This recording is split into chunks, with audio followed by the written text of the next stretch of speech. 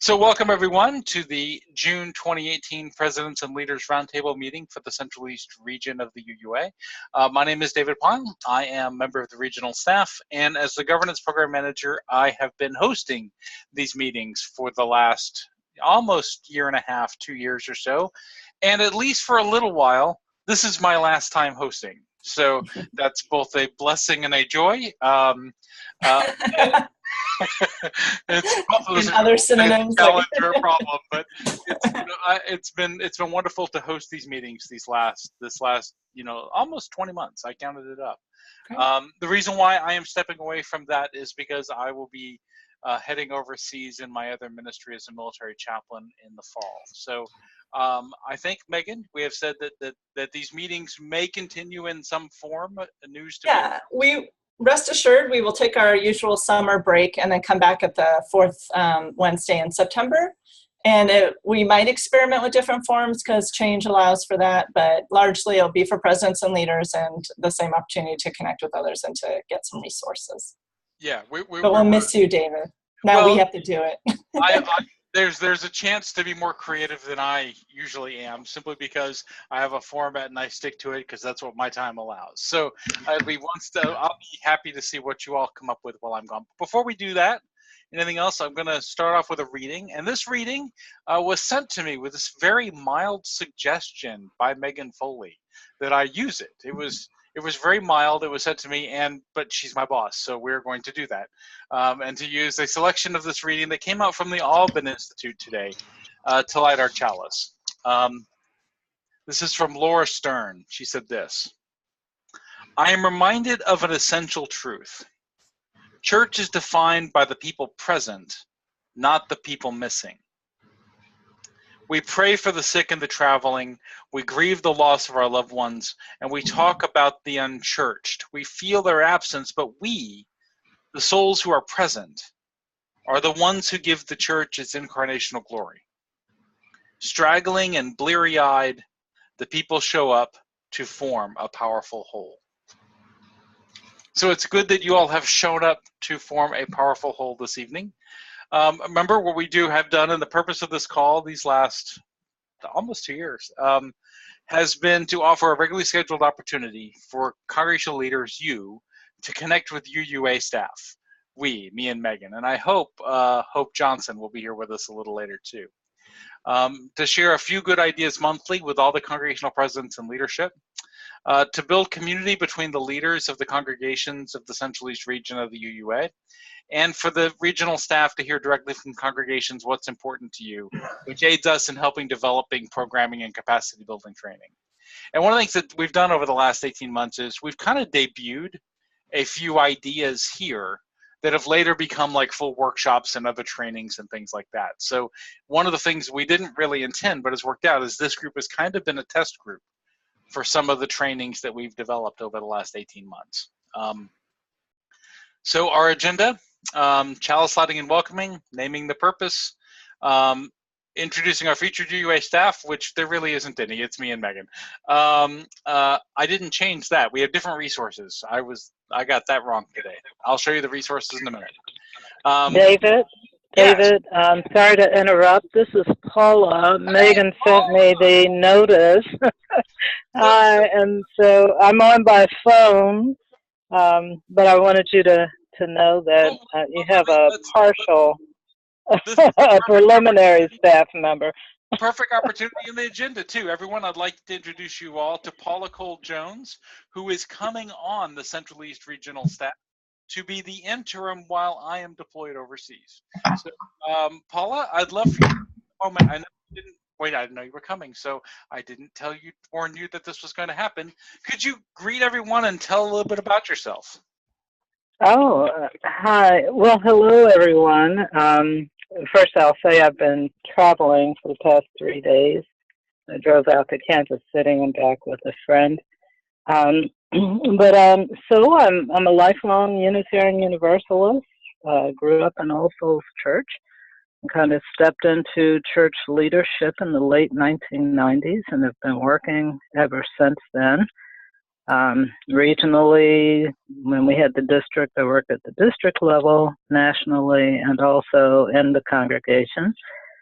So I've seen a little bit over the past 20 years from a leadership position. Prior to coming on board, I had worked with federal government. Environment is my specialty, but I was in program development and management. And it just ended up that the UUA became the place where I did my professional work. So, is that enough? That's great, Paula. I mean, I think that's I will say. I will just share that Paula was on the Joseph Priestley District staff when I became the district executive, and so Paula and I have worked together for 4 years in multiple different roles, both as a member of the JPD staff and then as an adjunct consultant. And you know, one of the things that I've always relied on you most for, Paula, has been your abilities in kind of the aftermath of conflict. Has been, you know, being able to go in to a congregation in the aftermath of a major and help them come back together, right? Yes. Done that multiple times and so I was ecstatic the moment I found out that they'd offered you the position. So everybody, you've now, since you did come this evening in June, you got to be the first to officially meet our new Central East Regional staff person, Paula Cole Jones. How cool is that? I also wanted to invite Megan Foley, who is our regional lead, to share a little bit about who you are. And Megan? Yeah. Hi, everyone. I'm the regional lead for the Megan Foley, Reverend Megan Foley, the regional lead for the Central East region. Oh, am I? Okay. I thought it was paused. You're good. I'm on. Okay. Which means that I manage the staff team of the 12 of us that consult with our congregations throughout the region. I was just admiring this picture of the map and looking at how big West Virginia is.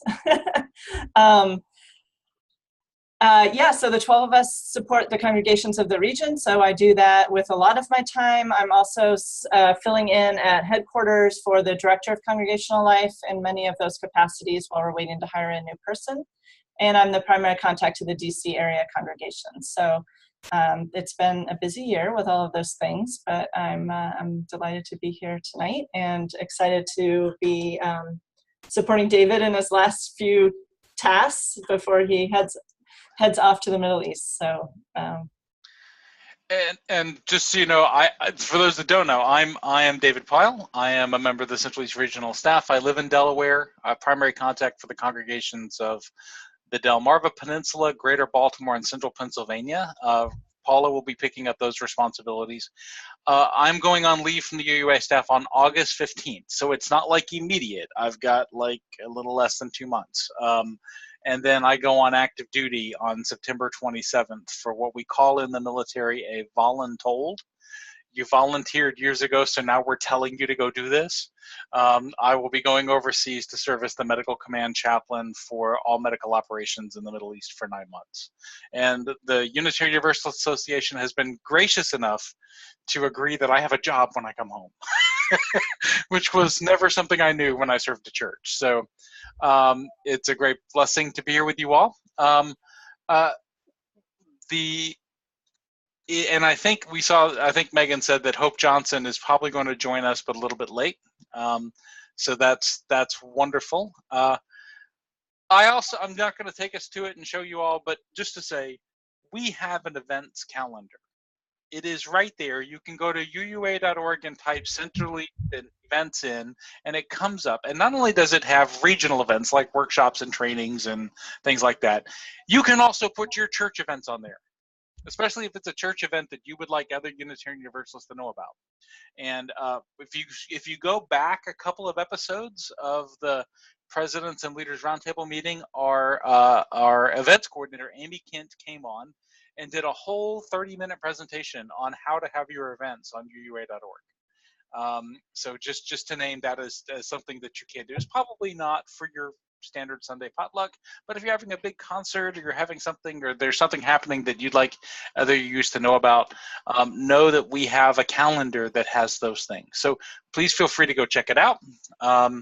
I used to walk us through every month what was coming up in the calendar for the next month, and then I decided that was a little paternalistic and I should stop that. So since we're talking about General Assembly this month, I thought the resources I would share would be General Assembly. Because General Assembly is kind of, how many of you have ever been to General Assembly? Raise your hand in some form. Some of you have, so you got an idea.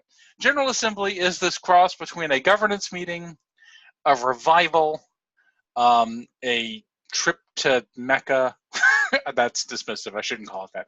But you get what I mean. It is this experience that exists in Unitarian Universalism that I don't know exists a lot of other places. And so next year's is going to be in Spokane, Washington, June 19th through Sunday, June 23rd. It can be both in person and online. And there's the websites. We'll send this link out on the presidents and leaders list after this call so that you got those links. For those that have not been to General Assembly, it is not just a governance meeting. It's also a lot of great workshops, a lot of justice opportunities, the ability to, but really most of what GA is to me is the conversations that happen in the hallway. It is being in a building with several thousand Unitarian Universalists who you don't know, and sitting down with them and talking with them at a booth, trying to pick up the same button at the same time and having a conversation. And there's this game of walking around and looking at everybody's name tags to see where they're from. That I think is just so emblematic of what General Assembly is. Often we're in congregations where it feels like it's just us. It feels like we're kind of alone. And it's not until something like General Assembly or District Assembly or some larger event like that that we really begin to see that we are part of something larger than just our one congregation. And so if you've never been to GA, even you can go online. You can, take the week and participate fully as a delegate, and even participate in some workshops that they're doing online now to be able to participate in General Assembly. So just saying it now so that you can think about it for next year. It is pretty far away for us, but Spokane, it's nice. The next resource I wanted to share, and there's a couple of questions. So I'm going to bring up the chat box. Nothing that I need to talk about. Okay, so the next resource I wanted to name, and I'll pull up the website for this one in a minute, is all of this General Assembly we're about to talk about. All of the one that just occurred in Kansas City. Not all of it, but large portions of it are now online. And if you didn't get a chance to go, please, you can go and watch the videos and watch all the worship services, the Service of Living Tradition, and some of the workshops are online that you can engage those workshops. And now that it's over, you don't have to pay to access that. It's all there, right? So, you can, if the cost of going was the challenge, there's still the opportunity for you to engage. In what everybody, I have yet to have time to watch it. But everybody has said that the service of that the WARE lecture knocked it out of the park. So I'm looking forward to that as something I do this weekend. But I'm going to show you that we do have, here is the web page. You'll get the link, but it's off, it's easy to find if you go to GA. And it's categorized the videos for each of the worship services. The WARE lecture that we talked about, if you click on it, it'll take you right to a screen where if my internet connection was better, it would already come up. But right here, there will be, you just click on the link. And there it is. You just click on the link to be able to watch the WARE lecture. It's about as easy as it could get. So there is the worship services, the WARE lecture, some public witness, and I bet some more video will show up here over the next couple of days. All the business sessions, which is if you want to learn about the business of our association. I learned more by being home one year and participating as an online delegate than I ever learned the 10 or so years that I went to GA in person. Just because when I'm at GA, all I want to do is talk to people. And then particular workshops, there's ones that are up there right now for lay leadership, for religious education and faith formation, and for social justice, and you'll see more. There's another resource that I pulled out that I want to name, and that is they have clipped out the UUA President's Report and put that on YouTube for people to watch. And it's about 45 minutes long all total. I highly recommend every congregational president and maybe even a board take some time, send this link out to your boards once you get it after this meeting, and watch what the Reverend Susan Frederick Gray shared with the General Assembly, because she wasn't just talking to the people who came there. She was talking to all of us, to our movement. So with that, any questions about the key resources? Then I'm going to stop sharing the screen, and so everybody can see each other. And I'm going to ask the question again. Did anybody besides Megan have the opportunity to go to General Assembly this year?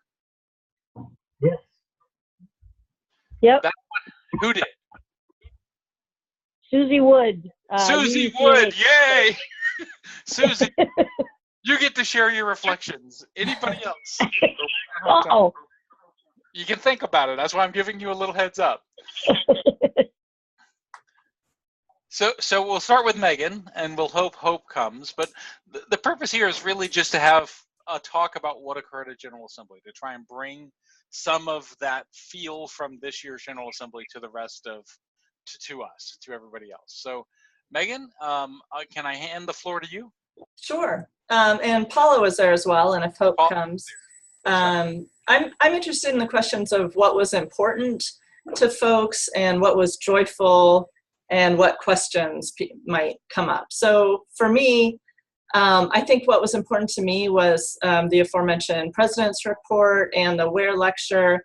I'm a bit of a UUA insider at this point, and it's nice to see my boss, the president, just really be able to capture the hearts of a whole bunch of people and talk about her hopes for us going forward. So I found that really powerful.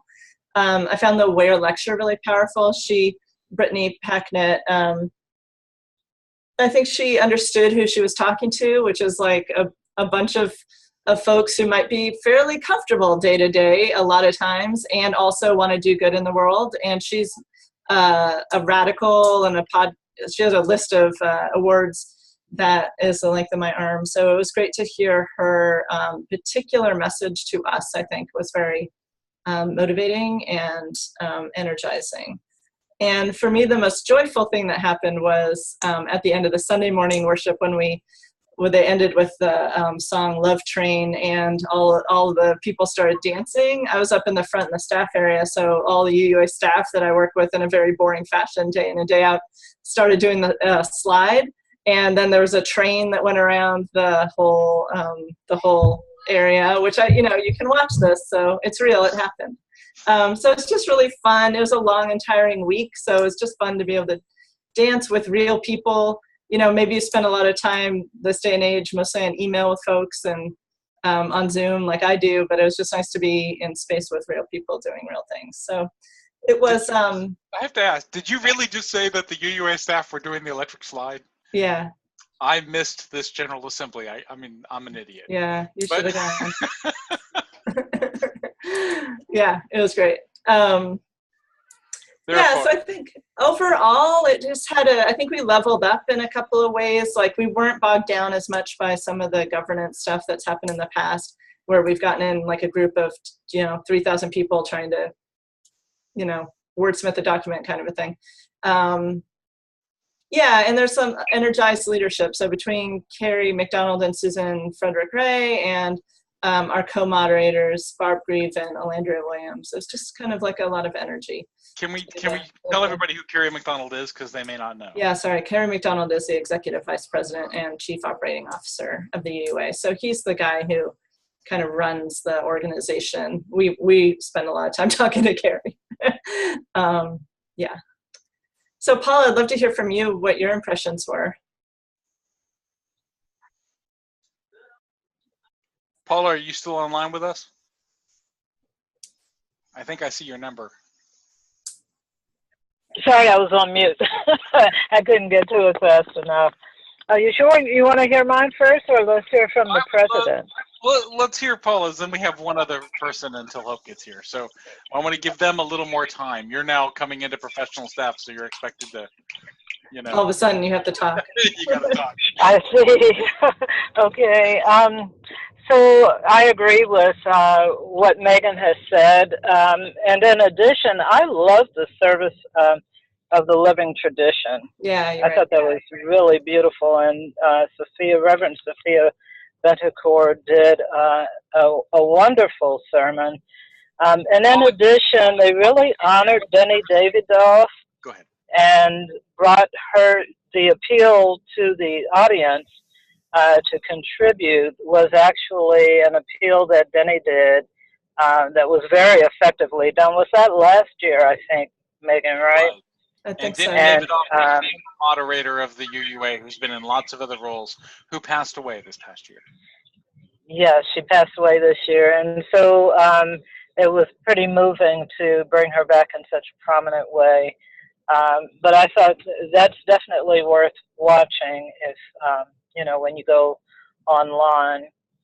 So I thought that was good. The co-moderators, this is the second year the General Assembly has been different. And I know that the co-moderators this year and the board were working at trying to build more dialogue time into the assembly, so we're not just sitting and listening or watching what's happening on stage and singing when the chance comes to sing, but they asked us questions throughout and asked people to talk with each other in twos or threes or small groups to kind of process the information. I thought it was interesting because when they did that, I didn't really expect people to engage in the conversation, but they did, you know, so I had to talk. I guess I'll get ready to talk whenever I'm in the UU space now. But, you know, I think that they're working at trying to help us to go deeper and to change some of the traditional ways that we've done things and do more community building in the process. Did you experience that, Megan? I definitely did, and I thought it was just such a nice way of engaging with the topic, like you said, instead of being a spectator. Yes, yes. And David, you used the words, I said I had GA in the hallway. So much of my time was spent meeting with people and in conversations, productive, some of the people I've been working with, and so they were very work-oriented conversations, and some were opportunities to encourage people to embrace new ideas. And some of you may know about the 8th principle. That's one that I've been working with, and so I did a lot of work around that, including a panel in the blue space, Black Lives as Unitarian Universalists. So I didn't get a chance to really delve into the workshops as much as I would have liked to either, but I know that the networking time was definitely worthwhile. I did have a chance to talk with at least 2 presidents from the DC cluster. I spent quite a bit of time in conversation with them. So that's my quick summary. Thank you. It was a good GA. Oh, let me add one more thing, David. I do want to add this, and some of you may know I've done a lot of work in the diversity, racial and social justice, and Unitarian Universalism. This GA was also different from that perspective in terms of our work around inclusion, and you'll see that when you look at the videos. So last year I thought was just different because of where we were in the organizational change part and having the 3 presidents. But this year was different in a similar way around real attention to inclusion. And so I'm eager for next year to see if we do it again. So I'm encouraged by that. Good.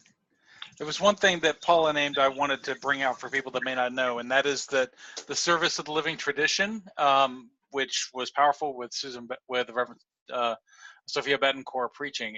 It is the service that recognizes transitions in the professional staff of our congregations for ministers and religious educators and musicians. You know, what they're retiring, newly credentialed or fellowshipped, all those kinds of things.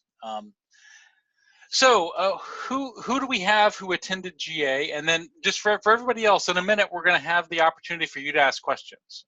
Ask questions about General Assembly in general, ask questions about this one, ask questions about your delegates that might have gone and what they may be coming back, you know, what energies your delegates that maybe coming back with, that you need to be able to integrate in the congregational life. But I know we have at least one other person who attended, and I wanted to ask them to share. So if you could say your name and your congregation and your experience.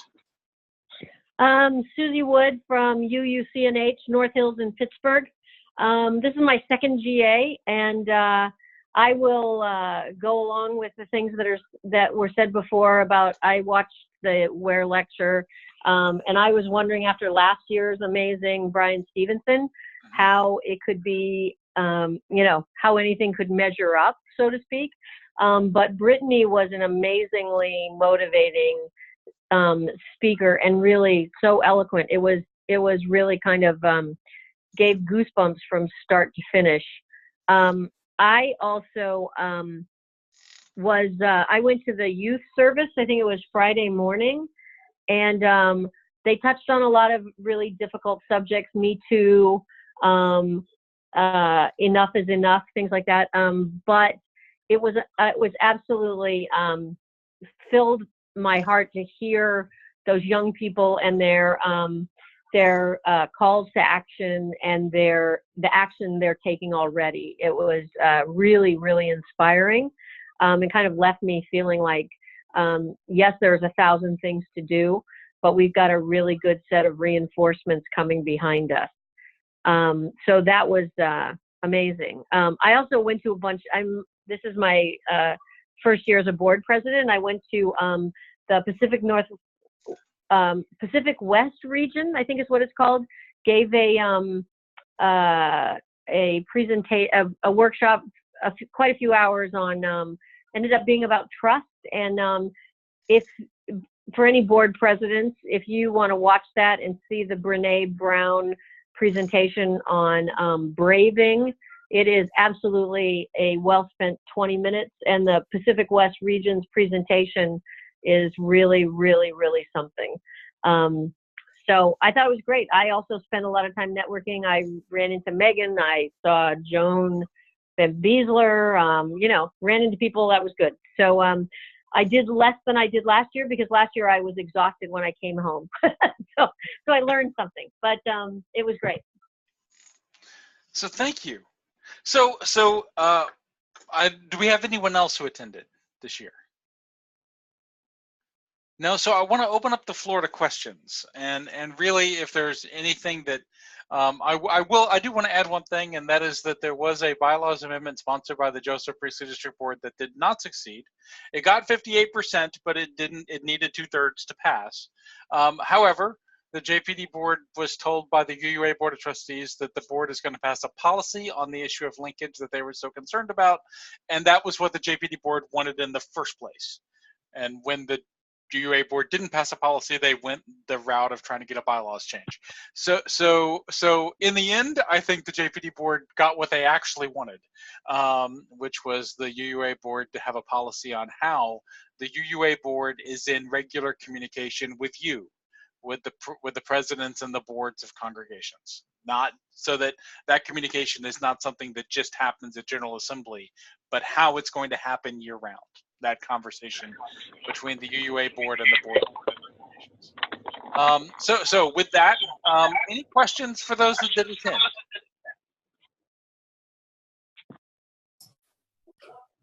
Please, Donna. I'm Donna Simon from Which congregation are you from? Universalist National Memorial. This is probably record-setting. I don't know that anyone from our church has attended the leadership meeting. We attended the Capital Cluster meetings, but I wanted to, on behalf of my congregation, wish you well on your travels. And boy, it would be fun to have you tune into this meeting from the Middle East every once in a while so we can see what you're up to. It would be like 3 a.m. on a government system, and I don't know that we want the government system watching what happens in your world. but I get you, and I have love for your congregation. So, what's your question that you have for those? One was someone referred to the 8th principle, and I was curious about what that person's or your feeling about the progress of both that issue, and if there are any really take-home messages that we should share with our congregation about the business side or any of the study issues. So I'm wondering if Paula could take the first one, and then Megan, if you could take the second. Okay, thank you. Yeah, and thanks for asking. I do want to let you know that the UUA Board of Trustees is working at integrating the ACE principle, having it infuse everything around the bylaws and the principles. So I don't know what it'll look like from the national end by the time they finish, but I think we're seeing signs of that process. So with the ACE principle, this has been largely lay-driven. I guess I'll need to have a conversation with Megan about that as I move into my new role. But we've been encouraging congregations to adopt it locally. All Souls adopted it in December. We have about 12 congregations that have, because this work around inclusion, building beloved community, and working to dismantle racism and oppression needs to happen at the local level, regardless of what happens nationally. So, but nationally, they're working to integrate it in. It may not show up as an ACE principle, but the essence will be there. And again, I don't know what that specific process is. But locally, one of the things I've learned this year as my own church has gone through some challenging times, I learned that the adopting the principle is the easy part, that living it is what is going to really challenge us. So if you want any more information, you can contact me, and I'll be more than happy to help you. Thank you. I must say, as a church musician, it crossed my mind that if the 8th principle got adopted, we would need to update all of our hymnals. Yeah, that's a good thing. Well, I actually have had a dream about how to figure that out. You just make stickers of that whole first page in the hymnal, and you just stick the sticker over the page. I mean, we can do that. That's an easy thing. Excellent. David, let's do a prototype before you leave. Stickers for every hymnal. And so the second part of the question was about the priorities from the study action issues and things like that may be needing to come back. And Megan, you may have something on that, you may not. That may be something that we need to bring in another way. But if you have something, Megan. I definitely have the results of the action of immediate witness that were brought to the group, and which ones were passed. Now, it was interesting to see them wrestle with this because they came up with 6 statements that they want to make, and our UUA bylaws insist that we can only pick 3 of them. And so there's some interesting back and forth thing about why we wouldn't be able to just have 6 worthwhile statements. But we were asked to reflect on our bylaws and possible changes, because I guess they are amending them next year. But the ones that did pass, the 3 that did pass this year, were to end family separation and detention of asylum seekers and abolish ICE, which is a pretty radical thing, not only really pertinent and timely, but pretty radical of us. I was very proud. and end prisons for profit, dismantle predatory medical care practices in prisons. Apparently prisoners, I did not know this, but I learned that prisoners are asked to pay for their own medical care out of their own earnings, which can be like something like $100 a month, and they earn something like 19 cents an hour. So oftentimes people, if they want medical health care in prison, are essentially made destitute within the prison system. It's just hard to imagine the concurrent oppressive systems that people are subjected to. And then the third that passed was We Are All Related, Solidarity Now with Indigenous Water Protectors, which had a lot to do with the actions at Standing Rock and some other water protection that we've done in partnership with Indigenous groups.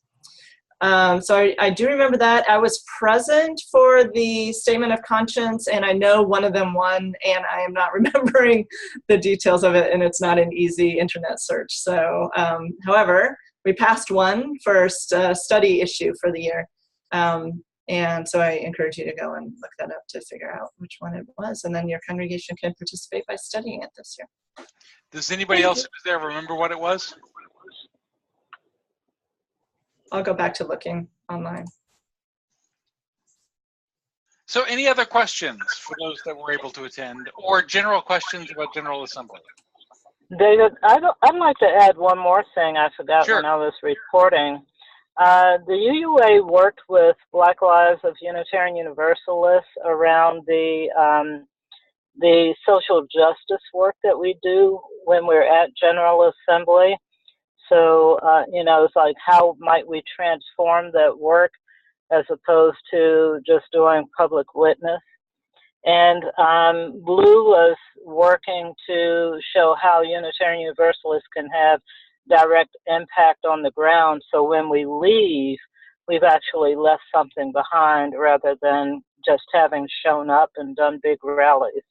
So they had gone online and set up a way for people to contribute by placing, helping to fulfill orders that ended up being packaged at the exhibit, near the exhibit hall, and we gave 1,200 packages to women and shelters and in other circumstances. Like, they had asked us to bring gently used purses, right? So when they put these packages together, the woman would have a purse to carry it around. But we left 1,200, and the woman from the ACLU was the one who picked them up and would distribute them.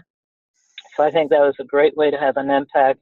We also visited, we did some volunteer work at a birthing center, an Indigenous people's birthing center. And this is indigenous to the community. Gentrification is happening in a big way. So for Black and brown people in the community, there's this extremely visionary birthing center there to help, offset some of the mortality rates that happen for women of color and babies. But we spent about 4 hours helping them to sort, diapers and clothes and all of that, and we kind of cleared out a whole basement area for them while we were there. So, that's something else for us to pay attention to as well. How do we transform our public witness and leave something behind? Thank you. Any other questions for those that attended?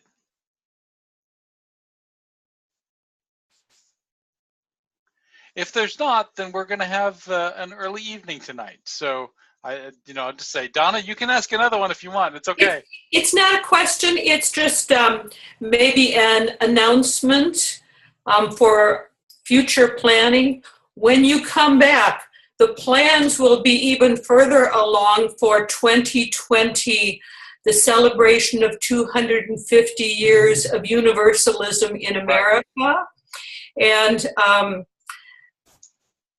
I'm sure people will be hearing a lot more about that next year, but if there's anybody in this catchment area who wants to work on either any project with Universalist National Memorial, or there is a much larger group principally based out of Murray Grove, within our region that are handling plans for 2020. So Spokane in 2019, but think about universalism in our region in 2020.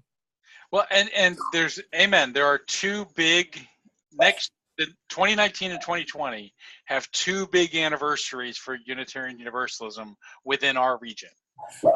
The second one is the one you named, 2020, and the 250th anniversary of John Murray's sermon at Murray Grove, right?